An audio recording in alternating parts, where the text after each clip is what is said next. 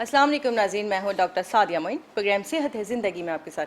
नाज़रीन, हम हर इतवार शाम 4 बजे से 5 बजे तक आपके साथ इस प्रोग्राम में मौजूद होते हैं। इस प्रोग्राम में जानते हैं हम मुख्तलिफ डिजीज़ के बारे में डिटेल से, यानी कि किसी भी बीमारी होने की वजूहात, अलामात, इलाज, मौलज, एहतियाती तदाबीर और ग़िज़ाई एहतियात के बारे में इस प्रोग्राम में हम आपको अवेयरनेस देते हैं, क्योंकि इस प्रोग्राम में मैं आपकी मुलाकात करवाती हूँ मुख्तलिफ डिजीज़ के स्पेशलिस्ट से और इसके साथ साथ उन लोगों से जिनका ताल्लुक मेडिकल की फील्ड से होता है।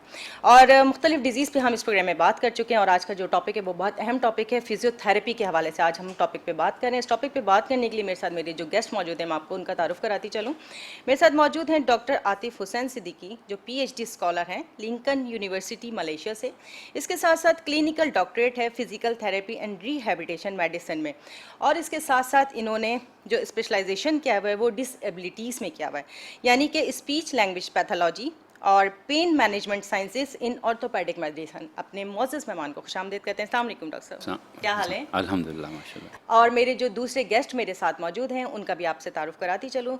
मेरे साथ मौजूद है मिस्टर आकिल शकूर, जो सीईओ हैं Pakistan institute of rehabilitation and medical sciences के, और ये भी पीएचडी स्कॉलर हैं। उनको कहते हैं खुशामदीद। अस्सलाम वालेकुम। वालेकुम सलाम। क्या हाल चाल है? खैरियत से आप लोग? ठीक है मैम। नाज़रीन, फिजियोथेरेपी एक ऐसा टॉपिक, ऐसा सब्जेक्ट या ऐसी जो एक्सरसाइज है जो उसको हम अमूमन बहुत लाइट लेते हैं, यानी कि अगर खुदा न खास्ता कभी किसी के साथ कोई ऐसी इंजरी हो जाए, कोई हादसा हो जाए, कोई एक्सीडेंटल कंडीशन है, कोई ट्रॉमा हो जाए, कोई मसल्स स्टिफ हो जाए, तो फिजियोथेरेपिस्ट का बड़ा अहम किरदार होता है उस चीज़ को सही करने के लिए।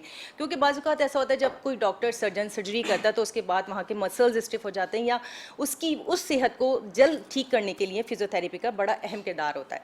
तो इस हवाले से हम जानते हैं डॉक्टर आतिफ से कि डॉक्टर आतिफ, मुझे सबसे पहले बताइए कि ये फिजियोथेरेपी है क्या?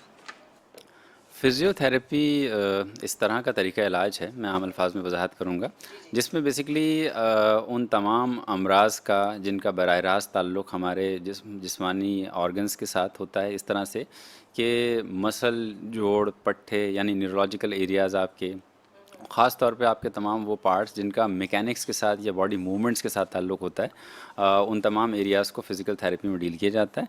फ़िज़िकल थेरेपी के अंदर सबसे इम्पॉर्टेंट बात यह है कि ये नॉन इन्वेसिव है, यानी आप बग़ैर किसी सर्जरी के या बग़ैर किसी इंजेक्टेबल सपोर्ट के by using of the physical agents आप पेशेंट को क्योर करते हैं।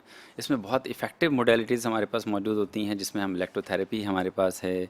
इसके अलावा जो है हम एक्सरसाइजेज़ को यूज़ करते हैं, हमारे पास अल्ट्रासोनिक थेरेपीज़ होती हैं, शॉर्ट वेव डायथर्मीज़ होती हैं, एक रेंज ऑफ लेटेस्ट इक्विपमेंट्स हमारे पास मौजूद होते हैं।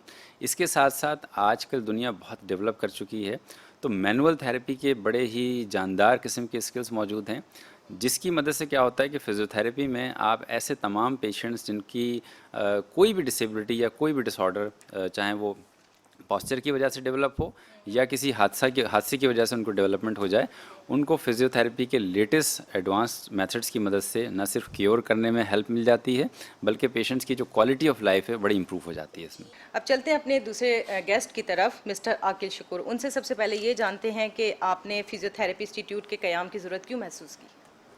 मैम, मैं पहले भी आपके प्रोग्राम में आ चुका हूँ और जैसे आपने इंट्रो में बताया भी, मसला ये है मैम कि जब हमारा बच्चा सबसे फर्स्ट टीयर डिग्री जो एमबीबीएस और बीडीएस की तरफ जाता है, तो ये ज़रूरत महसूस की गई कि सेकंड टीयर डिग्री, यानी जो बच्चा एमबीबीएस और बीडीएस को क्वालिफाई नहीं कर पाता, उनके लिए सेकंड टीयर ऑप्शंस होने चाहिए। जो सेकंड टीयर ऑप्शंस के लिए मुख्तलिफ कहते हैं फील्ड हैं, उन्हीं में से एक फील्ड ये फिजियोथेरेपी है, और ये नीड ऑफ द डे है आजकल। हमारा जिस किस्म का लाइफ स्टाइल हो गया, डॉक्टर साहब उसको बेहतर बताएंगे, जिस किस्म का हमारा लाइफ स्टाइल हो गया है, आज हर उस शख्स को कहते हैं फिजियोथेरेपी की नीड महसूस होती है, जो अपना लाइफ स्टाइल कहते हैं अकॉर्डिंगली हेल्दी लाइफ स्टाइल नहीं गुजारा, और हम सब मोस्टली हेल्दी लाइफस्टाइल नहीं गुजारते। और फिजियोथेरेपी अब हर जगह कहते हैं पेनिट्रेट कर गई, एक वेल नोन और इस्टेब्लिश फील्ड के तौर पे अब मानी जाती है, और ये बाकायदा एमबीबीएस की तरह 5 साल का कोर्स है और उसको पढ़ाया जाता है। और एमबीबीएस इंस्टीट्यूट इस्टेब्लिश करने का रीज़न यही था कि जो बच्चा एमबीबीएस और बीडीएस क्वालिफाई नहीं कर पाता, तो उसके लिए सेकंड टीयर ऑप्शंस क्रिएट किए जाएँ।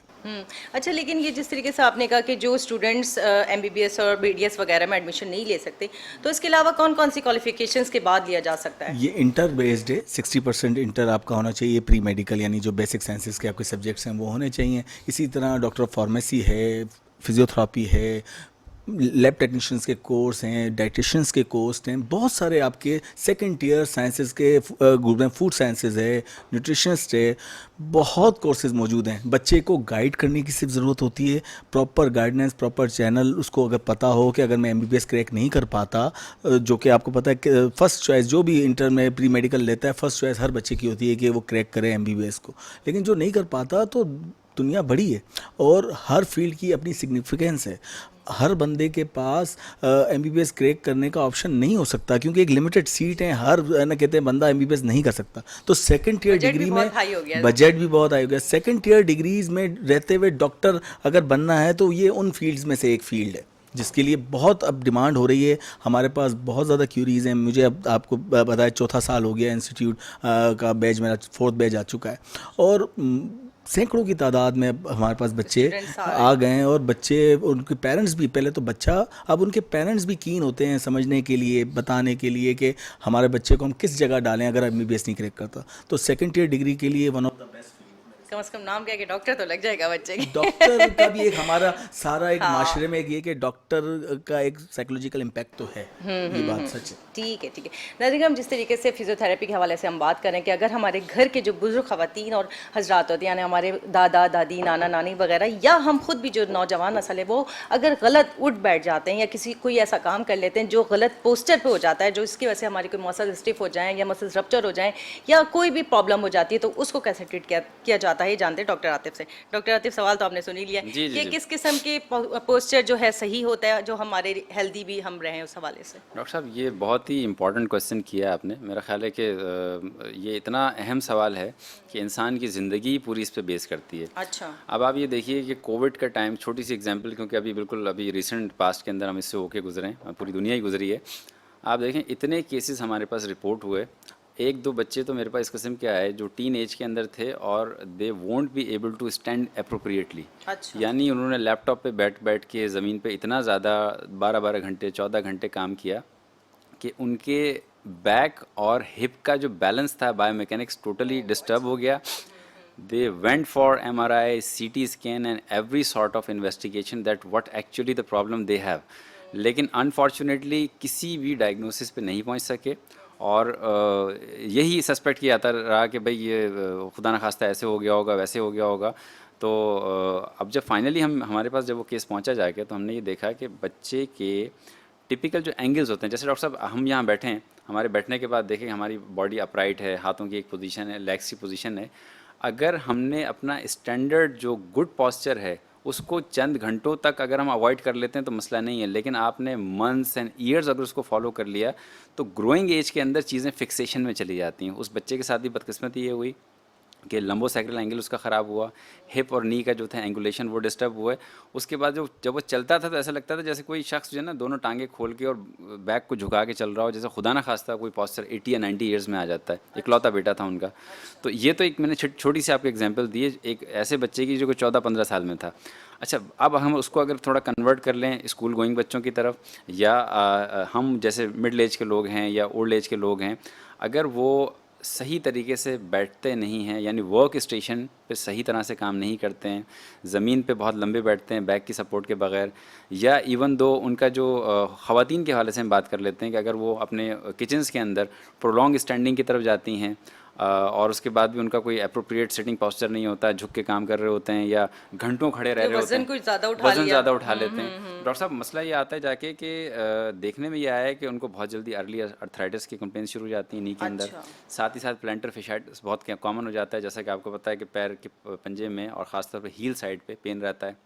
इसी तरह क्या होता है, ऐसे लोग रेस्ट ना करने की वजह से मुस्तकिल तौर पे उन डिसऑर्डर्स को एक्वायर करते हैं जिसकी वजह से उनके पैर के जो तलवे कह लें या आप टखना एंकल जॉइंट मुस्तकिल सूजे रहते हैं, और अक्सर औकात उसको रिलेट कर रहे होते हैं कि शायद मेरे हार्ट में कोई इशू हो गया, मेरी टांगें सूजने शुरू हो गई, जबकि वो प्रोलॉन्ग स्टैंडिंग की वजह से पुलिंग ऑफ ब्लड उनकी टांगों में होता है और वो मुस्तकिल एक सिचुएशन डेवलप हुई होती है। तो आपका जो सवाल था कि पॉस्चर की क्या इंपॉर्टेंस है, पॉस्चर हमारा सिटिंग पॉस्चर का नाम है या लेटने का नाम है, लेकिन आप ये समझ लें कि अगर पॉस्चर को आप डायनेमिक स्टेज में ले जाएं, वो गेट कहलाता है, यानी चलने का तरीका। और चलना, उठना, बैठना अगर आपने बिल्कुल अपने सिचुएशन से हट के किया तो मुस्तकिल तौर पे वो जोड़ों पट्टों की बीमारियों में कन्वर्ट हो सकता है। कन्वर्ट हो सकता। अच्छा, हमने हील्स की बात की, अगर हम जो लोग शूज़ वगैरह जो ख़वातीन हाई हील्स पहनती हैं उस हवाले से भी अक्सर बैक में दर्द हो जाता है, उस हवाले से हमें क्या एडवाइस करेंगे कि हमें कितनी लिमिट में अपनी हाइट के हिसाब से या अपनी हेल्थ के हिसाब से हील्स यूज़ और करनी साहब चाहिए? Very very important question. देखें कुछ चीज़ें होती हैं जो इस तरह की होती हैं जो आपने टाइम बीइंग करनी है। तो हम कभी कभी भी बीइंग अ प्रोफेशनल किसी को डिस्करेज नहीं करते कि आप खुदा न खास्ता हाई हील्स ना पहने या बिल्कुल आप इस तरह की उस पर ना जाएं। हाई हील्स के डिसऑर्डर्स आते हैं लेकिन उन लोगों पे जो बहुत ज़्यादा यूज़ कर रहे होते हैं, उनको हर every day they are using those type of footwears. लेकिन अगर आप 1-2 घंटे तक पहन लेते हैं तो मसला नहीं आता। अच्छा, उससे पहले इंपॉर्टेंट चीज़ ये होती है डॉक्टर साहब कि फुट बेसिकली अल्लाह ने जो आपको पैर दिया है उसका स्ट्रक्चर या कर्वेचर कैसा है। क्या वो हाई पहले से हाई आर्च तो नहीं है? ऐसा तो नहीं है कि उसके जो कर्व बना हुआ जी होता है जी जी जी wheel, बिल्कुल ओके, बिल्कुल। ओके। अगर वो हाई आर्च है और आपने हाई हील पहन ली तो डेफिनेट बात है कि दोनों ही चीज़ें हाई हो गई तो कहीं ना कहीं जाके आपका जो ग्रेविटी लाइन पास हो रही होती है, जो जिसका इन्हिसार होता है इस बात पर कि आपका बॉडी का वेट कहाँ लाया करेगा, अगर वो बहुत ज़्यादा घंटों तक डिस्टर्ब हो रहा है तो आप प्रॉब्लम में जाएंगे। यानी फैशन भी ऐसा करें जो सेहत के लिए सेहत के लिए ज़रूरी हो। तो अब उसमें ये है डॉक्टर साहब कि कोई मसला नहीं, आपने अगर 1-2 घंटे यूज़ करना है तो अल्लाह ने इतना मजबूत इंसान को बनाया है, इशूज़ नहीं आएगा। लेकिन किसी का फ्लैट फुट है वो रॉन्ग फुटवेयर यूज़ करेगा, प्रॉब्लम आएगा। बल्कि मैं आपको बड़ी अच्छी बात बताऊं कि आजकल तो पहले बहुत ज़्यादा ना आप मैचिंग पे तवज्जो दी जाती थी। आजकल अल्हम्दुलिल्लाह इतनी अवेयरनेस लोगों में आ गई है कि वो ड्यूरिंग ऑफिस सेटिंग्स भी स्केचेस यूज़ कर रहे होते हैं, सॉफ्ट शूज़, ताकि इस तरह के डिसऑर्डर से बच सकें। खासकर जॉगर्स ज़्यादा जॉगर्स यूज़ यूज़ करने कर रहे लगे। होते हैं, बिल्कुल, ठीक है, ठीक बिल्कुल। है। नाज़रीन, जिस तरीके से डॉक्टर आतिफ ने हमें बताया कि हमें अपनी सेहत को खुद मेंटेन रखना है, किस तरीके से, जिस तरह मैंने हील्स की बात की स्पेशली ख़वातीन के हवाले से। देखिए, फ़ैशन करें बिल्कुल करें, लेकिन वो करें जो आपकी हेल्थ को डिस्टर्ब ना करें। हील्स हो या आपके ड्रेसिंग हो, वो सब इतनी रिलैक्स वाली होनी चाहिए कि जिसमें आप कंफर्टेबल रहें और साथ साथ आपकी जो बैक बोन है उस पर ज़्यादा वेट ना पड़े हमारी हाई हील्स की वजह से, वो फिर बैक पेन का ख़तरा बन जाता है। अब चलते हैं आकिल शकूर की तरफ। और आकिल शकूर साहब, मुझे ये बताइए कि आपके इंस्टीट्यूट में जो एजुकेशन दी जा रही है, इसके अलावा स्टूडेंट्स को और कौन कौन सी एक्टिविटीज़ आप फ्राहम करते हैं? हम हर तरह का जो पूरा एक यूनिवर्सिटी के लिए बच्चे को तैयार करना होता है, उसमें एक्स्ट्रा करिकुलर एक्टिविटीज़ भी हैं, एकेडमिक एक्टिविटीज़ भी हैं, जिसमें वर्कशॉप्स हैं। हमारी कोशिश होती है कि साल में 12 से 15 वर्कशॉप्स हम अपने इंस्टीट्यूट में कंडक्ट कराएं या बच्चों को किसी वर्कशॉप्स के साथ इंगेज करें। प्लस एनुअल डिनर्स हो गए, एक्टिविटीज़ के लिए आपने उनको पिकनिक्स हैं, वो सारा चलता रहता है, गेमिंग जोन्स बने हुए हैं, सब चीज़ें उनको दी जाती हैं। लेकिन मसला ये है कि अल्टीमेटली गोल हमारा यही रहता है कि बच्चा पढ़े और उसका एकेडमिक लॉस ना हो इन सारी एक्टिविटीज़ से। तो हमारा अब तक का 4था साल आ गया है। हमारी सब सारे इंस्टीट्यूट करते होंगे, हमारे इंस्टीट्यूट का ये है कि अब तक हमने एक भी सेमेस्टर ऐसा नहीं गुजरा कि जिसमें हमने उनका कोर्स कंप्लीट नहीं करवाया हो। हम 100% कोर्स की तरफ जाते हैं। इवन कि कोई बच्चा ये समझता है या ग्रुप ऑफ क्लास में कुछ बच्चे आके कहते हैं कि कुछ चीज़ें नहीं अगर समझ में आई तो एक्स्ट्रा क्लासेस के साथ उसको हेल्प करते हैं, रिपीट क्लासेस के साथ भी उसको हेल्प करते हैं। अल्टीमेट गोल हमारा यही है कि एकेडमिक मजबूत होनी चाहिए कि जब बच्चा मेरे इंस्टीट्यूट से पास आउट होकर मार्केट में जाएगा, 5 साल मेरे पास है, अभी मैं उसको है ना कहते हैं सिखा सकता हूँ जो कुछ सिखाना है। मार्केट में जब जाए तो वो कॉम्पीट करने के काबिल हो दूसरे इदारों के साथ जो बच्चा हो। बच्चा फिजियोथेरेपी करके निकले तो उसे आना चाहिए फिजियोथेरेपी। एकेडमिक मजबूत करने पे हमारा ज़्यादा फोकस है। हाउस जॉब वगैरह भी करवाते जी हैं? जी बिल्कुल, मैंने बताया ये 5 साल का कोर्स है और इसके बाद 1 साल की हाउस जॉब है। ये कंप्लीट कोर्स MBBS की तरह है। इसी तरह जिस तरह डॉक्टर्स MBBS के जो हैं हॉस्पिटल में जाकर रोटेशंस लगती हैं, फिजियोथेरेपिस्ट की भी हॉस्पिटल में जाकर रोटेशंस लगती हैं और मुख्तलिफ हॉस्पिटल में बच्चा जाके जो इदारा जिस हॉस्पिटल के साथ होता है या उनका खुद का हॉस्पिटल होता है, बाकायदा उनको MBBS के बच्चे की तरह ही पूरा ना कहते हैं रोटेशन करवाई जाती हैं और हाउस जॉब करवा के फिर ही डिग्री उसको मिलती है, दी जाती है। ठीक है। नाज़रीन, प्रोग्राम सेहत ज़िंदगी में आपके और हमारे दरमियान छोटा सा ब्रेक है, मिलते हैं ब्रेक के बाद। वेलकम बैक नाज़रीन, हम आपके साथ मौजूद हैं प्रोग्राम सेहत है ज़िंदगी में। और आज हम जिस टॉपिक पे बात कर रहे हैं फिजियोथेरेपी के हवाले से। बेसिकली फिजियोथेरेपी मुख्तलिफ तरीक़ों से की जाती है, एक्सरसाइज के हवाले से या मेडिकेशन के हवाले से या डिफरेंट जो एक्सरसाइजेज वगैरह पेशेंट्स को करवाई जाती हैं ताकि जो उनकी हेल्थ हल्के हल्के अपनी सेहत की तरफ आ रहे होते हैं वो और अच्छे तरीके से और जल्दी आ जाते हैं। इस हवाले से भी हम जानते हैं डॉक्टर आतिफ से। डॉक्टर आतिफ, मुझे आप सबसे पहले ये बताइए कि आप किन किन शोबों में काम करते हैं फिजियोथेरेपी के हवाले से? बहुत इम्पॉर्टेंट क्वेश्चन है आपका। देखें, फ़िज़ियोथेरेपी एक कंप्लीट प्रोफेशन है और उसके अंदर मुख्तलिफ मेन जो है डिपार्टमेंट्स काम करते हैं। जैसे आपने ज़िक्र किया ओल्ड एज के अंदर, तो जीरियाट्रिक फ़िज़िकल थेरेपी एक पूरा बहुत बड़ा सेगमेंट है। इसी तरह अगर बच्चों के हवाले से बात करें तो पीडियाट्रिक फ़िज़िकल थेरेपी है। और सबसे इम्पॉर्टेंट बात कि जिसकी अवेयरनेस भी अब बहुत हो गई है, गायनेकोलॉजिकल रिहैब जो है is a very important factor, और वो जितने भी बड़े इंस्टीट्यूट्स हैं वो ऑफ़र कर रहे हैं। इसके साथ स्पोर्ट्स रिहैब हमें मिल जाती है। इसके अलावा मसल स्ट्रेंथनिंग के प्रोग्राम्स हैं, फिटनेस के प्रोग्राम्स हैं। साथ ही साथ आप बड़ी हैरत अंगेज़ बात होगी आपको, आप जानेंगे कि न सिर्फ ये इसमें काम कर रहे हैं बल्कि स्किन के अंदर एक बहुत बड़ा रोल है इसके अंदर। वुंड इन्फेक्शंस की जो रिहैब है और उसकी जो रिकवरी है, ख़ासतौर पर बर्न्स केसेस के अंदर या एक्सीडेंटल केसेस के अंदर, तो ये तमाम जो 4-5 डिपार्टमेंट्स हैं ये बहुत ही स्ट्रांगली माशाल्लाह पाकिस्तान में डेवलप भी हो गए और तमाम बड़े इदारों के अंदर इनके सब यूनिट्स मौजूद हैं। और जो फिज़िकल थेरेपिस्ट, जिस तरह के आकिल साहब ने बताया कि एकेडमिक्स पे लोग बहुत तवज्जो देते हैं और रोटेशंस होती हैं, तो ये बच्चे इन तमाम फेजेस से गुजरने के बाद एक प्रॉपर ट्रेनिंग लेते हैं और उसके साथ साथ इनकी स्पेशलाइजेशंस माशाल्लाह मास्टर्स और एमफिल और दैन जो इनकी सर्टिफिकेशंस होती हैं, उसके बाद फिर बाकायदा ये डेवलप होते हैं मुख्तलिफ इदारों के अंदर जाकर। अच्छा डॉक्टर साहब, जिस तरीके से आपने अभी स्किन के हवाले से बात की, तो आपकी बात के दौरान ही एक बात मेरे जहन में आई कि अमूमन जैसे ख़वातीन ब्यूटी पार्लर्स जाती हैं वो फेशियल करवाती हैं। बेसिकली जो हमारी ब्यूटी एक्सपर्ट होती है वो फेशियल में हमारे स्किन को सर्कुलर मसाज कर रही होती है, डिफरेंट अंदाज में वो एक तरीके का मसाज है। तो ये भी फिजियोथेरेपी में ही आ जाता है एक तरह से? बात यह है कि जो फेशियल या मसाज या जो भी कोई रेमेडी इख्तियार की जाती है किसी जगह पे, उसका पर्पस क्या होता है कि बेसिकली आपने जो ऐसे वीक सेल्स हैं जिनमें ब्लड सर्कुलेशन नहीं पहुंच पा रही है। देखें, दो मेथड्स हमारे पास यूज़ होते हैं, वेजो कंस्ट्रिक्शन का या वेजो डायलेशन का, ठीक है ना। तो कभी भी आप मसाज करते हैं तो बेसिकली आप ब्लड सप्लाई को इनकरेज करते हैं कि उन एरियाज़ में जहाँ पे उसको फ्रीक्वेंटली नहीं पहुँच पा रही होती है, वो डार्क शेड्स की सूरत में अपीयर हो रही होती है, तो उस मसाज के ज़रिए उसको हेल्दी कर रहे होते हैं। तो बेसिकली जहाँ पे ब्यूटी पार्लर्स या सैलून्स में जो मसाज होता है उसका कुछ हिस्सा तो क्योंकि डॉक्टर साहब आजकल जो है ना कुछ इंस्ट्रूमेंट्स भी बाकायदा यूज़ किए जा रहे हैं इलेक्ट्रिक के, जिससे बाकायदा मसाज करते हैं तो वो फेस पे फील होता है। तो ये भी क्योंकि आपकी ही बातों के अंदर ये फील होता है कि हम स्किन को हेल्दी कर रहे हैं, वो न्यू सेल्स बन रहे हैं, डेड सेल्स गिर रहे हैं, तो ये भी इसी की। डॉक्टर साहब थोड़ा सा मैं इससे इख्तिलाफ करूँगा। इसमें बात यह है कि वहाँ कुछ थोड़ा कमर्शियल एस्पेक्ट ज़्यादा आ जाता है। मसाज इट्सेल्फ एक हेल्दी फिनोमेना है, चाहे पेशेंट खुद परफॉर्म करे या कोई प्रोफेशनल उसको करे। लेकिन जो फिज़िकल थेरेपी में जो मसाज है, जिसको कहते हैं मैनुअल मैनिपुलेटिव मेथड्स, वो टिश्यू हीलिंग के लिए इस्तेमाल होता है।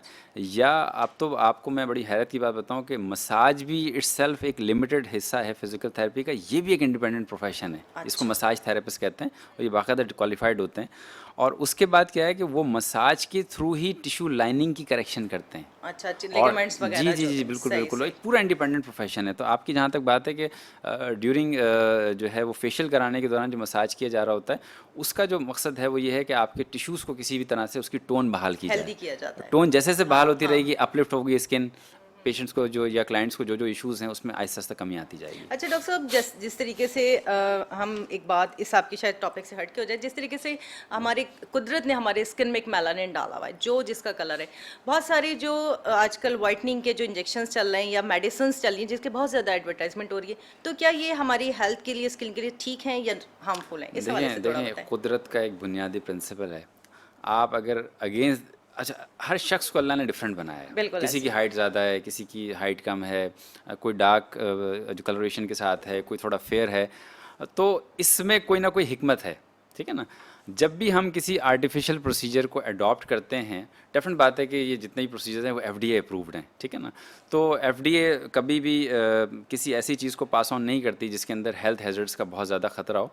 लेकिन जो कुदरत का प्रिंसिपल है कि जब भी आप उसके ट्रैक से फिजियोलॉजी में कहीं जाके आप कोई चीज़ इंटरवीन करेंगे, तो हो सकता है कि आज वो चीज़ हमारे सामने ना आ सके कल को नई सेल्स ग्रोथ ना कर दे, कोई और इशू ना बन जाए। आप बिल्कुल पहुंच गए उस पॉइंट पे, मैं नाम नहीं लेना चाह रहा उसमें। तो फिलहाल फ़िलहाल तो ये है कि अभी तक की जो रिसर्च है, जितना एविडेंस है, अभी तक उनके लिए सेफ़ है।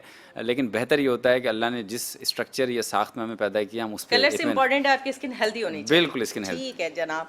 नाज़रीन, बहुत सारी बातें ऐसी होती हैं जो हम टॉपिक से बात करते करते वो आपकी अवेयरनेस के लिए उस चीज़ को पूछ लेते हैं डॉक्टर साहब से, ताकि ये जो इनका कीमती टाइम है, हमारी कोशिश होती है कि थोड़े से वक्त में आपको ज़्यादा अवेयरनेस दे सकें और जितनी ज़्यादा बातें आपकी हेल्थ के लिए हम बता सकें, हमारे लिए इतनी खुशी की बात है।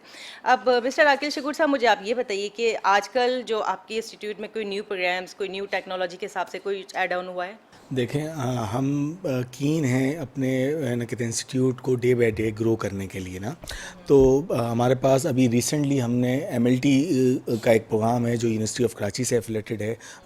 हमने अभी स्टार्ट किया, ये पहला बैच है उसका, और ना कहते हैं माशाल्लाह उसमें भी हमारे पास बड़ा अच्छा रिस्पांस है।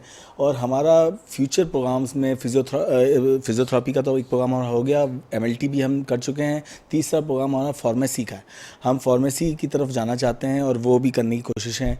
फिर मुख्तलिफ प्रोग्राम्स हैं जो आप हेल्थ केयर के या हेल्थ साइंसेस के जितने भी टॉप सब्जेक्ट्स हैं उनको आप अकॉर्डिंग टू आपकी स्ट्रेंथ के हिसाब से, क्योंकि हर इंस्टीट्यूट की कुछ स्ट्रेंथ्स होंगी, कुछ वीकनेसेस होंगी, तो जो कुछ भी हमारी स्ट्रेंथ के मुताबिक हम ऐड ऑन कर देंगे और हम इस पर बाकायदा एक पूरा पाथवे ना कहते हैं अपने बोर्ड ऑफ डायरेक्टर्स के साथ डिस्कस करके उसको अप्रूव करते हैं और फिर हम उस पर कोशिश करते हैं कि हम ऐड ऑन करते जाएँ। और बिल्कुल हर गुजरते टाइम के साथ आप देखेंगे कि Pakistan institute of rehabilitation medical sciences आपको कुछ ना कुछ ऐड ऑन करता हुआ नजर आएगा, यानी न्यू टेक्नोलॉजीज जी, आप जी। उसमें ऐड करते जी, रहते हैं। ठीक है जनाब। अच्छा डॉक्टर साहब, मुझे ये बात बताइए कि जिस तरीके से आपने कहा कि स्पेशल चाइल्ड्स को भी आप ट्रीट करते हैं और खासकर स्पीच लैंग्वेज थेरेपिस्ट, तो ये ट्रीट कैसे किया जाता है?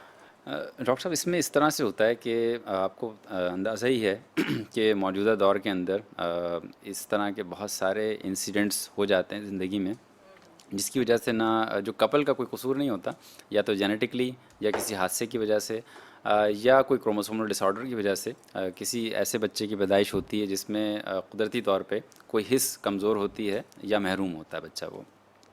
तो आपने बात की स्पीच लैंग्वेज पैथोलॉजी और हियरिंग के हवाले से, तो होता उसमें यह है कि अगर कोई बच्चा डिलेड माइलस्टोन्स के हिसाब से आ रहा है और उसने अपने जो वक्त के ऊपर वो चीज़ें नहीं लर्न कर सका, सुनने का अमल उसका डिले हो गया, या किसी वजह से जो बोलचाल है, मिसाल के तौर पे वोकेबलरी बिल्डिंग जो है कि 1.5 साल या 2 साल का बच्चा अगर मिसाल के तौर पे वो रूटीन मैटर्स के अंदर उन सिग्निफिकेंट वर्ड्स को रिपीट कर लेता है जो कि आम बच्चे हम देखते हैं स्कूलों के अंदर बड़े आराम से डे केयर के अंदर वो रवानी के साथ अदा कर पा रहे होते हैं।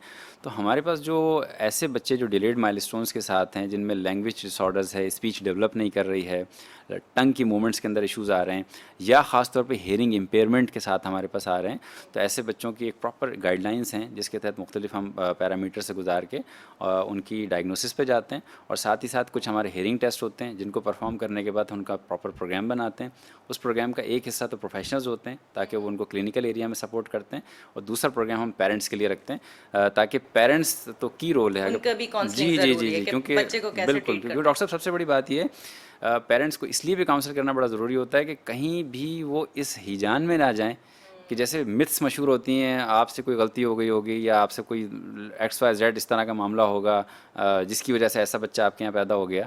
तो आप टेक्नोलॉजी का दौर है, किसी के साथ भी कोई हादसा हो सकता है, तो हम सबसे ज़्यादा पेरेंट को ये काउंसलिंग करते हैं कि जो कुछ भी है वो अल्लाह की तरफ से है, और आप जितना ज़्यादा एक्टिव रोल इसके अंदर प्ले करेंगे आपका बच्चा नॉर्मल लाइफ की तरफ वापस आ जाएगा। बिल्कुल ठीक है। नाज़रीन करम, जिस तरीके से डॉक्टर आतिफ ने हमें बताया कि अगर बच्चे की सूंघने की या बोलने की सलाहियत में मुश्किल है, यानी कि अगर इस सलाहियतों को, ये जो हिस्स परवरदिगार आलम ने हमें अता किया, और बहुत सारी ऐसी यानी कि हमें देखने की सलाहियतें, सूंघने की सलाहियतें, बोलने की सलाहियतें, महसूस करने की सलाहियतें।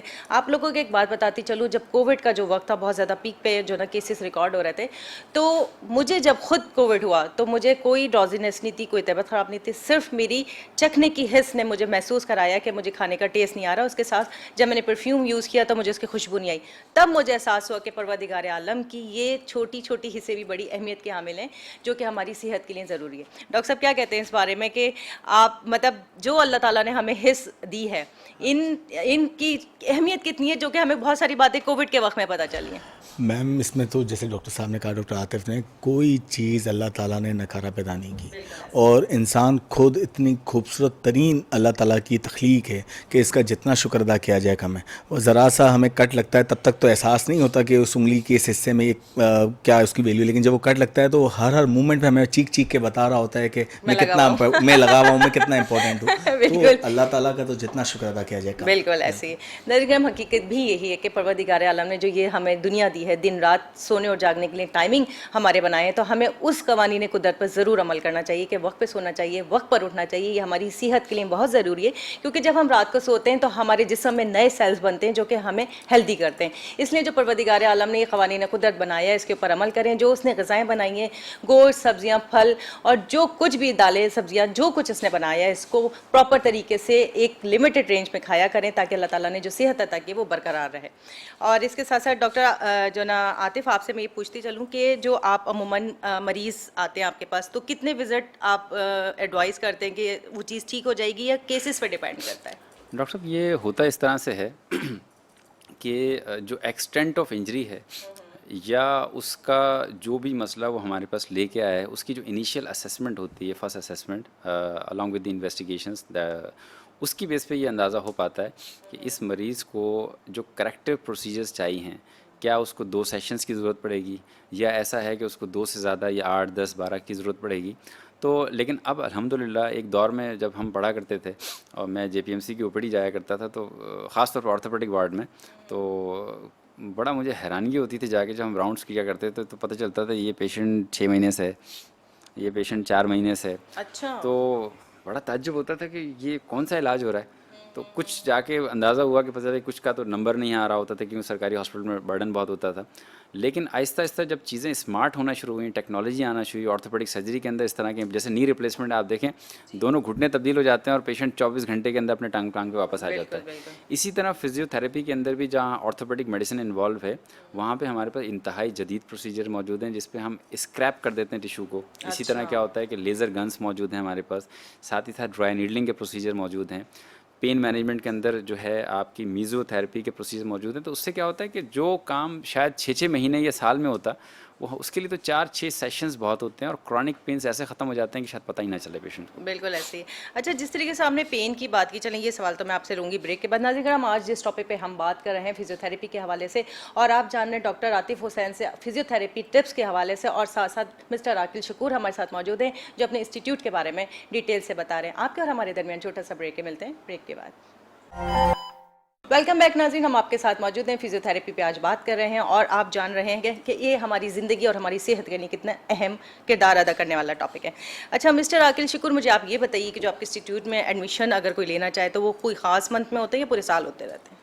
देखें, हम बाउंड हैं यूनिवर्सिटी, क्योंकि हम एफिलेटेड हैं यूनिवर्सिटी ऑफ कराची से। Pakistan institute of rehabilitation and medical sciences में एक टाइम पीरियड है जब भी आप देखें जनरली यूनिवर्सिटीज़ के जो एडमिशन्स आते हैं, उन्हीं टाइम पे हमारे पास अक्टूबर टू फेब का एक सेशन होता है, जिसमें मुख्तलिफ इंस्टीट्यूट या मुख्तलिफ यूनिवर्सिटीज़ अपने अपने एडमिशन अनाउंस करती हैं। ये बाय एनुअल है, यानी सेमेस्टर बेस्ड सिस्टम है, और साल में एक दफ़ा ही एडमिशन हमें यूनिवर्सिटी ऑफ कराची अलाउ करती है, और हम साल में एक दफ़ा ही Pakistan institute of rehabilitation and medical sciences में एडमिशन बच्चे को अलाउ करते हैं। कौन बच्चा ले सकता है? हर वो बच्चा जिसने प्री मेडिकल में अपना इंटर किया हो। 60%, क्योंकि ये HEC की रिक्वायरमेंट है और यूनिवर्सिटी की भी, 60% अगर उसने अपने मार्क्स लिए हैं इंटर में और प्री मेडिकल से बैकग्राउंड से उसका ना कहते हैं उसने अपना इंटर किया है, तो वो हमारे पास आ सकता है। हमारे पास ज़ाहिर एक एडमिशन का क्राइटेरिया है, और उसमें वो आके फिजियोथेरेपी को ना कहते हैं परसू कर सकता है बिल्कुल, और यूनिवर्सिटी ऑफ कराची की डिग्री उसको मिलती है। जब वो यूनिवर्सिटी ऑफ कराची की जी डिग्री के बिल्कुल, साथ क्योंकि जब हम एफिलेटेड कॉलेज हैं, तो हम on behalf of university of Karachi ये ना कहते हैं उनको ऑफर करते हैं, और डिग्री यूनिवर्सिटी ऑफ कराची की मिलती है Pakistan institute of rehabilitation medical sciences में। और बच्चा जब अपना सक्सेसफुली अपना एकेडमिक कंडक्ट पूरा करता है, तो फिर उसे डिग्री अवार्ड करती है यूनिवर्सिटी ऑफ कराची। ठीक है जनाब। मिस्टर आकिल शकूर ने जो बातें बताई अपने इंस्टीट्यूट के बारे में, और जो बच्चे जो स्टूडेंट्स एडमिशन लेना चाहते हैं वो उनसे रब्ता कर सकते हैं।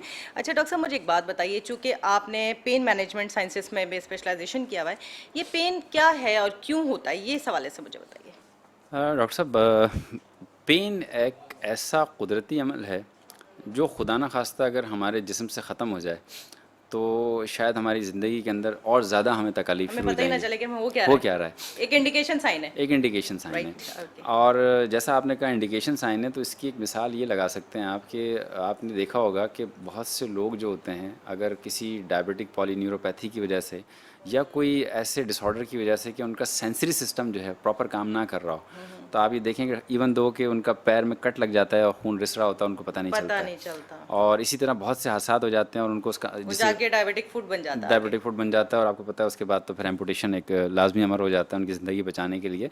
तो मैं अक्सर अपने मरीज़ों को ये कहता हूँ कि आप जो ये शिकायत कर रहे हैं और बड़े परेशान हैं कि ये पेन मुझे तंग करता है, तो मैं उनको ज़रूर समझाता हूँ कि देखें ये अल्लाह की एक इनायत है कि आपको फ्री में, ना आपको उस वक्त सीटी स्कैन कराना पड़ा, ना एमआरआई कराना पड़ा, ना आप किसी ऐसे प्रोफेशनल के पास गए जो आपके आपसे बहुत सारे पैसे भी चार्ज करे और बताए कि आपको पेन कहाँ हो रहा है। न सिर्फ आपको पेन की जगह पता चलती है, बल्कि आपको मूवमेंट्स के साथ वो लोकलाइज भी हो जाता है। हाँ, गलती कहाँ होती है जाके बीइंग अ ह्यूमन बीइंग, कि हमें अंदाज़ा ये नहीं हो पा रहा होता कि when to consult a particular professional. हम उसको लिंगर ऑन करते हैं, और अगर आज पेन हो रहा है तो चलें मैं कोई टोटका अपना लेता हूँ, 4-6 दिन और गुजार लिए, 15 दिन गुजार लिए। अब वो जब क्रॉनिक हो जाता है तो फिर वो इंसान को बहुत तंग करता है। तो आपके प्रोग्राम के तवज्जुह से मैं सबको ये कहता हूँ कि early intervention is very important. आपको किसी भी तरह की तकलीफ़ है, आप उसकी सही जगह पे सही प्रोफेशनल से रब्ता करें, और वो हो सकता है कि चंद मिनटों के अंदर, ये चंद घंटों में ठीक हो जाए। तो उस पेन का फिर शुक्रिया अदा करें, उसने आपको जल्दी बता दिया। ठीक है ना डॉक्टर अच्छा, साहब? बहुत सारे लोग ऐसे होते हैं कि तकलीफ को जैसे कहते हैं ना पाल रहे हैं, फिर तो जाना ही जाना है डॉक्टर के पास, होता रहे जो भी होना है। अच्छा, जैसे अगर हमारी कमर में दर्द है, हमारी टांग में भी दर्द है, साथ में अगर पैरों का कोई मसला हो रहा है, तो हम सिर्फ कमर का इलाज कराते रहते हैं, ये तवज्जो ही नहीं देते कि आया पाँव में कोई डिसऑर्डर हो गया है, कोई मसल्स रप्चर हो गया, या कोई वेन सप्रेस्ड हो रही है, इस हवाले से बताएं। डॉक्टर साहब, बहुत ही इम्पॉर्टेंट जो काम आजकल पूरी दुनिया में हो रहा है, वो ट्रीटमेंट से ज़्यादा कॉज आइडेंटिफिकेशन पे जाते हैं। अच्छा, कॉज आइडेंटिफिकेशन के अंदर हमारे यहाँ तो अब बहुत लिमिटेड वे में हो रहा है काम। यूके में और अमेरिका में सबसे पहले वो ये देखते हैं कि एक मरीज़ अगर आया है घुटने के पेन से या हिप या बैक के पेन से, तो आया क्यों वो, क्या उसको स्पोर्ट्स इंजरी हुई है, क्या वो वर्क स्टेशन में गलत बैठता है, क्या वो जॉगिंग गलत फुटवेयर के साथ करता है, या कोई ऐसा अमल उसके साथ शुरू हो गया है कि जिसको वो एड्रेस नहीं कर पा रहा है। अब जैसा आपने बात की फ़ुट की, तो अगर मिसाल के तौर पे एक शख्स है जो फ्लैट फुट है और उसको पता नहीं है क्या फुटवेयर पहनना है, अब उस फुटवेयर के साथ वो अगर ऑफिस के अंदर 10 से 12 घंटे गुजारता है, तो ये तो चूँकि हम अशरफुल मखलूक़ात हैं, बेहतरीन सांचे में अल्लाह ने इंसान को पैदा किया है, तो हम तो काफ़ी सालों गुजारने तक भी उसके साथ काम चला लेते हैं।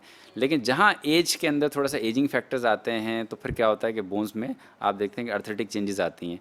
उसकी वजह से क्या होता है कि बहुत अर्ली नेचुरली, बिल्कुल बिल्कुल, उसकी वजह से क्या होता है कि घुटनों में दर्द शुरू हो जाता है, हिप में पेन शुरू होता है, बैक में शुरू होता है। और कॉज कहाँ थी डॉक्टर साहब? सिर्फ फुटवेयर। फुट पे थी। अच्छा डॉक्टर साहब, जिस तरीके से आपने कहा ये जो घुटने वो तब्दील हो जाते हैं, या एंकल जॉइंट्स घुटने के जो कैप्स होते हैं, तो क्या ये सही चलते रहते हैं, इसमें तो इश्यूज नहीं होते, कोई डॉक्टर साहब, ये प्रॉब्लम, या बहुत इसके ही बाद भी फिजियोथेरेपी करनी पड़ती है? बहुत ही समझ लें आप ये कि एडवांस सर्जरी है ये, नी रिप्लेसमेंट ख़ास तौर पे। और जहाँ तक बात है इसके चेंज होने के बाद क्वालिटी ऑफ लाइफ की, उसके बाद पेशेंट्स की क्वालिटी ऑफ लाइफ बहुत बेहतरीन हो जाती है। और सबसे अच्छी बात ये देखें, पहले सर्जरी होती है, नुकसान क्या होता था? पहले सर्जरी के बाद पेशेंट जो था वो ऑन बेड होता था। अब उसके बाद वो 6 महीने बाद, 4 महीने बाद चलने के काबिल होता था। तो आप खुद सोचें, अगर हम और आप बीमार हो जाएं, एक हफ्ते बेड पर रहें, तो हम जब खड़े होते हैं हमारी टांगें शिवर करती हैं, we can't take the balance. बिल्कुल। अब जो रिसेंट सर्जरीज़ हैं उनका सबसे बड़ा फ़ायदा ये है कि आप विदिन 24 आवर्स अपने पैर पे होते हैं। आप 2 हफ्ते के बाद जो है वॉकर छोड़ने की पोजीशन में आ जाते हैं, 4 से 6 हफ्ते के अंदर अपनी नॉर्मल लाइफ में वापस आ जाते हैं। तो इन सर्जरीज़ के बाद, और अच्छा, नी रिप्लेसमेंट सर्जरी से पहले भी हम थेरेपी पे लेके जाते हैं, ताकि उस पेन की हालत में उसको अवेयरनेस हो कि मैंने मूवमेंट कैसे करनी है, ताकि वो सीख सके। आफ्टर द सर्जरी यही काम रिपीट होता है, ताकि उसकी रेंज ऑफ मोशन बहाल की जाए और उसको लाइफ में वापस लाया जाए, और पेशेंट बहुत हेल्दी लाइफ गुजारते हैं। जैसे अमूमन प्रेगनेंसी में ख़वातीन के आफ्टर प्रेगनेंसी, आफ्टर सर्जरी दर्द कमर में बहुत ज़्यादा हो जाता है, रहता है कंटिन्यू। और क्योंकि मैंने देखा है आजकल, जिस तरह आपने फिजियोथेरेपी की अहमियत की बात की कि डॉक्टर सर्जरी के बाद पेशेंट को अगले दिन खड़ा कर देते हैं बिस्तर से, और फिजियोथेरेपिस्ट का काम शुरू हो जाता है, आप इनको एक्सरसाइज कराएं। तो ये अमूमन जो प्रेगनेंसी के बाद दर्द होता है कमर में, इसको कैसे ट्रीट करें? डॉक्टर साहब, ये 1-2 अभी मैंने लेक्चर्स कंडक्ट किए थे कुछ हॉस्पिटल्स के अंदर, और ख़ास तौर पे जो ऑडियंस थी उसमें गायनेकोलॉजिस्ट ज़्यादा थे। तो वहाँ से भी क्वेश्चन ये ज़्यादा आए थे कि हम ये क्यों होता है और इसको कैसे मैनेज करें। होता डॉक्टर साहब ये है कि चाहे सी सेक्शन हो या नॉर्मल डिलीवरी हो, आपका जो कंपार्टमेंट इन्वॉल्व होता है वो एब्डोमिनल एरिया और बैक एक्सटेंसर्स। इस पूरे प्रोसेस के दौरान जो अल्लाह मियां ने 9 महीने का प्रोसेस रखा है, उसके अंदर आपके पूरे एब्डोमिनल मसल्स ओवरवेट होते हैं। आपका जो स्पाइन है वो एक्सेसिव लॉर्डोटिव कर्व जिसको कहते हैं, लॉर्ड की तरह का कर्व बना चुका होता है। अब आप सोचें कि इतने लोड के साथ स्पाइन था, जब स्पाइन रिलीज़ हुआ, रिलीज़ होने के बाद कोई ना कोई ऐसा मसला इम्बैलेंस आ जाता है कि जो आपके एब्डोमिनल फ्लेक्सर्स हैं और बैक के एक्सटेंसर्स हैं, इनके अंदर कहीं ना कहीं स्ट्रेंथ का डिफरेंस आ जाता है या बैलेंसिंग का डिफरेंस आ जाता है। पेशेंट अक्सर औकात पेन की कंप्लेन करते हैं, लेकिन कुछ पेन किलर्स ले ली, कुछ काम चला लेते हैं, और आहिस्ता आहिस्ता क्या होता है कि मैंने मेजॉरिटी ऑफ द वुमेन्स में देखा है कि उनको बाद में डिस्क प्रोलैप्स के इश्यूज आ जाते हैं, डिस्क बल्ज कर जाती है। लेकिन ये तो कुदरती अमल है, इसमें पेशेंट का खुद का क्या वो डॉक्टर साहब उसमें हम कैसे एहतियात कर सकते हैं? देखिए मैं आपको बताऊं, ये वाकई बिल्कुल एक कुदरती अमल है, लेकिन अगर इस पूरे एंटीनेटल पीरियड के दौरान अगर हमारी डॉक्टर्स हजरात उनको ये काउंसलिंग कर दें कि आपको ये पीरियड गुजारना कैसे है, कौन सी सेफ़ एक्सरसाइजेज हैं, कौन से पॉस्चर्स हैं जिनको आप अडॉप्ट करें, तो वो ना सिर्फ इस प्रोसेस को भी हर्डल क्रिएट नहीं करेंगे और आपकी हेल्दी लाइफ स्टाइल भी मेंटेन रहेगी। कितना आपको वॉक करना है, डाइट का कैसे रखना है, और अगर आफ्टर विटामिन्स वगैरह जो विटामिन्स डॉक्टर कितने दे, लेने हैं, proper बिल्कुल। लेने। और ख़ास तौर पे आफ्टर द डिलीवरी अगर ये चीज़ हो गई है तो फ़ौरन रुजू करें ताकि उसको करेक्ट कर दिया जाए, आपकी ज़िंदगी सुकून की ठीक हो गुजरेगी। जाता है। जी बिल्कुल। ठीक है, ठीक। नाज़रीन, जिस तरीके से डॉक्टर आतिफ ने हमें बताया कि हमें अपनी हेल्थ को मेंटेन रखने के लिए वो एहतियाती तदाबीर इख्तियार करनी चाहिए कि अगर ड्यूरिंग द प्रेगनेंसी या आफ्टर प्रेगनेंसी ख़वातीन को अगर कोई दर्द या तकलीफ हो जाती है तो अपनी सेहत के ख्याल के लिए अपने डॉक्टर से रुजू करते रहना चाहिए। इसके साथ साथ प्रोग्राम का अख्ताम तकरीबन करीब है। डॉक्टर आकिल शुक्र साहब, मुझे ये बताइए कि आपके जो इंस्टीट्यूट में डॉक्टर्स होते हैं वो सिर्फ डॉक्टर्स ही पढ़ाते हैं, जो टीचर्स होते हैं, या डिफरेंट फील्ड के लोग होते हैं? देखें, हमारे पास डॉक्टर MBBS डॉक्टर्स भी होते हैं और फिजियोथेरापिस्ट भी होते हैं। बेसिकली फिजियोथेरेपी फील्ड है, लीड इसके ना कहते हैं, जो हमारे पास फैकल्टी है वो फिजियोथेरापिस्ट की है, लेकिन हमारे पास MBBS डॉक्टर्स भी हैं जो हमारे पास एनाटमी जैसे सब्जेक्ट्स हैं, वो सब्जेक्ट्स पढ़ाने के लिए आते हैं। तकरीबन सिमिलर सब्जेक्ट्स जो होते हैं वो आते हैं आपके। अब वो कॉम्बिनेशन होता है आपके पास परमानेंट फैकल्टी का और विजिटिंग फैकल्टी का, तो दोनों है ना कहते हैं, लेकिन क्योंकि फील्ड फिजियोथेरापिस्ट है, लीड इसको फैकल्टी हमारे पास फिजियोथेरापिस्ट ही पढ़ाती है। ठीक है, ठीक है। डॉक्टर साहब, मुझे मैसेज आप देना चाहेंगे जो हम हेल्दी और फिट रहने के लिए कौन कौन सी टिप्स पे अमल करें तो सही? डॉक्टर साहब, इसके लिए हमने बाकायदा एक लेक्चर्स भी रखे थे, हम इसको एक प्रोग्राम का नाम देते हैं फिट फॉर लाइफ। इसके लिए सबसे इम्पॉर्टेंट मैसेज ये है कि चाहे डाइट हो चाहे वर्क हो, दोनों को एतदाल में रखें आप। डाइट से मुराद ये है कि आपने, जिस तरह रमज़ान आ रहा है, रमज़ान के हवाले से आपने अपने स्केजुअल को मेंटेन रखना है। अगर आप सहरी के अंदर और अफ्तार के अंदर जो हमारा फास्टिंग का पीरियड होता है उसको गुजारने के बाद अगर आप अफ्तार में सब कुछ सारे उसूलों और क़वानीन को आप बिल्कुल बालाए ताक रख दें तो आपको कोई बेनिफिट नहीं होगा। तो इसी तरह क्या है कि आम ज़िंदगी के अंदर अगर आप फास्ट फूड्स की तरफ बहुत ज़्यादा जा रहे हैं, आउटिंग बहुत ज़्यादा करें, सब कुछ करें, इट्स वेरी गुड, लेकिन आपको एक स्केजुअल होना चाहिए कि आपको हफ्ते में कौन सी चीज़ कितनी लेनी है, वॉक का क्या स्केजुअल होना चाहिए। साथ ही साथ अगर आप पानी का इंटेक है, हाइड्रेशन बहुत इंपॉर्टेंट है, आप उससे बिल्कुल जो है दरकिनार ना कर दें उसको। इसी तरह पानी को अपनी ज़रूरत पूरी करें। तो ये सबसे इंपॉर्टेंट चीज़ है कि balance in the life is very ठीक है। मिस्टर आकिल शुक्र साहब, आप क्या मैसेज देना चाहेंगे एडमिशन के हवाले से कि स्टूडेंट्स को आना चाहिए? मैं सिर्फ ये कहना चाहूँगा पेरेंट्स को क्यों और बच्चों को, दोनों को, कि सिर्फ MBBS में जो बच्चा क्रैक ना कर सके तो वहाँ लाइफ ख़त्म नहीं हो जाती। सेकंड एवेन्यूज़ को ज़रूर एक्सप्लोर करना चाहिए और उसमें से एक एवेन्यू फिजियोथेरापी, DPT जिसे आजकल कहते हैं, डॉक्टर ऑफ फिज़िकल थेरेपी, उसको भी ज़रूर उसके बारे में गूगल करें, रिसर्च करें, उसकी इम्प्लिकेशंस देखें लाइफ में किस तरीके से हैं, और उनकी जॉब के हवाले से कितनी है ना कितने अकोमोडेशंस हैं वो देखें, तो यकीनन आप बच्चा भी और माँ बाप भी वो सेटिस्फेक्शन लेवल पा सकेंगे कि ठीक है, अगर बच्चा MBBS अगर नहीं क्वालिफाई करता तो दूसरी फील्ड्स, फिजियोथेरापी जिस तरह की फील्ड्स में भी बच्चा जाया जा सकता है। यही मैसेज है मेरा। आप दोनों की आमद का बहुत बहुत शुक्रिया। नाज़रीन करम, प्रोग्राम सेहत ज़िंदगी से अपनी मेज़बान डॉक्टर सादिया मोइन को इजाज़त दीजिए। अल्लाह ने चाहा ज़िंदगी रहे, फिर मुलाकात होगी। अल्लाह हाफ़िज़।